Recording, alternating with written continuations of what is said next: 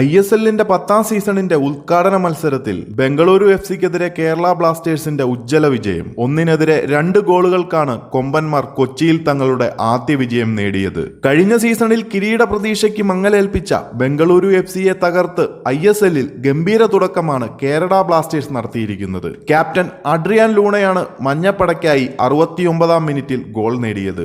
ആദ്യ goal ബംഗളൂരുവിന്റെ Kezia വീൻഡോർപ്പിന്റെ self ഗോളായിരുന്നു. ആദ്യ പകുതിയിൽ തീർത്തും മഞ്ഞപ്പടയുടെ കൊമ്പന്മാരുടെ ആധിപത്യമായിരുന്നു. കൊച്ചി ജവഹർലാൽ നെഹ്റു സ്റ്റേഡിയത്തിൽ തിങ്ങി നിറഞ്ഞ ആരാധകർക്ക് മുന്നിൽ കൊമ്പന്മാർ നിറഞ്ഞാടി. കേരളത്തിൽ തകർത്തു പെയ്ത മഴയ്ക്കൊപ്പം മത്സരവും ആവേശകരമായിരുന്നു.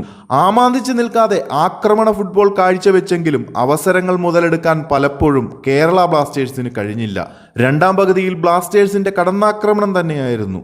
52ാം മിനിറ്റിൽ ബ്ലാസ്റ്റേഴ്സിന്റെ അഡ്രിയാൻ ലൂണ എടുത്ത corner kick Bengaluru midfielder Kesia വീൻഡോർപ്പിന്റെ തലയിലിടിച്ച് വലയിൽ വീഴുകയായിരുന്നു. 69ാം മിനിറ്റിൽ ബംഗളൂരു ഗോൾ കീപ്പർ ഗുർപ്രീത് സിംഗിന്റെ പിഴവ് ബ്ലാസ്റ്റേഴ്സിന് തുണയാവുകയായിരുന്നു. പ്രതിരോധ താരം നൽകിയ മൈനസ് പാസ് സ്വീകരിക്കുന്നതിൽ ഗുർപ്രീതിന് പിഴച്ചു. അനായാസം പന്ത് റാഞ്ചിയ ബ്ലാസ്റ്റേഴ്സ് ക്യാപ്റ്റൻ ലൂണ ലക്ഷ്യം കണ്ടു. 89ാം മിനിറ്റിൽ ബംഗളൂരു FC കർട്ടീസ് മെയിനിലൂടെ തങ്ങളുടെ ആശ്വാസ ഗോൾ കണ്ടെത്തി. തുടർന്ന് കൂടുതൽ പ്രതിരോധത്തിൽ ശ്രദ്ധ കൊടുത്ത മഞ്ഞപ്പട 1-നെതിരെ 2 ഗോളുകൾക്ക് ജയം സ്വന്തമാക്കി.